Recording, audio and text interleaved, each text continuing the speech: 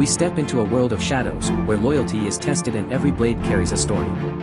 I'll guide you through this journey, revealing its heart, its emotions, and its depth, without giving away its secrets. The tale begins in the final years of a once mighty dynasty. Power now hangs by a thread, held together by uneasy alliances, fragile trust, and the quiet fear of betrayal. From the very first frame, we are immersed in the capital, its narrow alleys crowded with merchants, its high walls patrolled by soldiers in dark lacquered armor, its courtyards echoing with whispered rumors. Among the emperor's most feared enforcers are the imperial guards. Within their ranks, three men stand apart, not because of their fame, but because of the silent understanding they share. Years of fighting side by side have made them more than comrades, they are brothers in arms. One dreams of a better life beyond the barracks, far from the blood and dust. Another hides a love that he cannot openly speak of, a longing that fuels every risk he takes. The third carries the weight of survival, a man who has learned to read the shifting winds of court politics just to stay alive. When the court summons them for a dangerous mission, there is no question, they will go together. But the path ahead will demand more than skill with a blade. It will demand choices that could shake their bond to its core. The director wastes no time showing us that this is a story of people, not just warriors.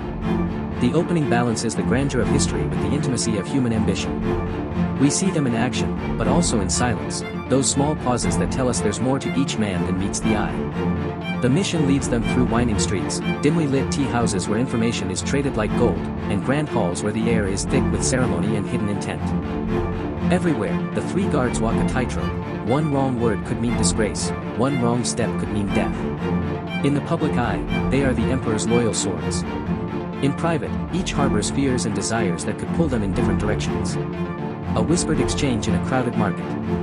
A sudden glance between allies during a formal ceremony. A subtle tightening of the hand around a sword hilt as a stranger approaches. These moments build an atmosphere of quiet suspense. The world around them is not one of clear enemies and allies. Instead, it is a place where a friend today could be a rival tomorrow, and survival depends as much on knowing when to speak as it does on knowing when to strike. Here, the storytelling excels through restraint. The tension is not always in the fights, but in the conversations that could turn at any second. The film's strength lies in letting the audience feel the weight of each decision, even the smallest ones, and in creating a constant sense that something dangerous lies just beneath the surface. The journey begins to narrow, as if the walls themselves are closing in. The mission that once seemed straightforward now reveals layers upon layers of complication.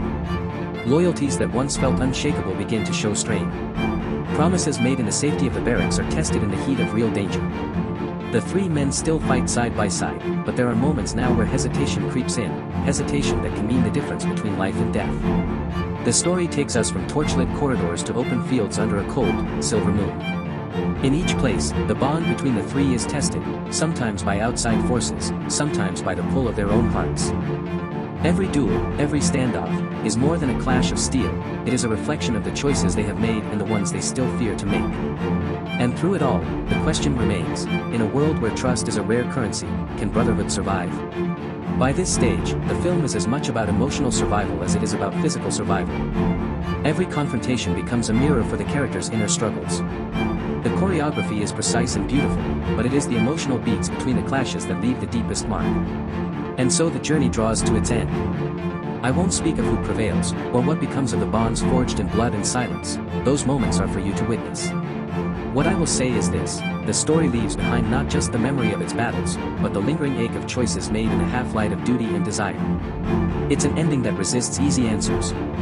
Rather than neatly tying every thread, it leaves enough space for reflection, for the viewer to sit with the consequences and wonder how they might have chosen in the same place. This respect for the audience is what gives the film its lasting resonance. The film stands out for its meticulously crafted swordplay, rich costume design, and atmospheric cinematography. Every set feels lived in, every prop feels purposeful, immersing you fully in the Ming Dynasty setting. The action sequences are crisp, but always serve the story rather than overshadow it. This work earned critical acclaim at home and abroad, winning Best Costume Design at the Golden Horse Awards, and earning multiple nominations for editing, choreography, and performance. It was praised internationally as one of the most satisfying wuxia dramas of its time, reaffirming the genre's ability to blend action with emotional depth. Thank you for watching. For more stories, subscribe to my channel.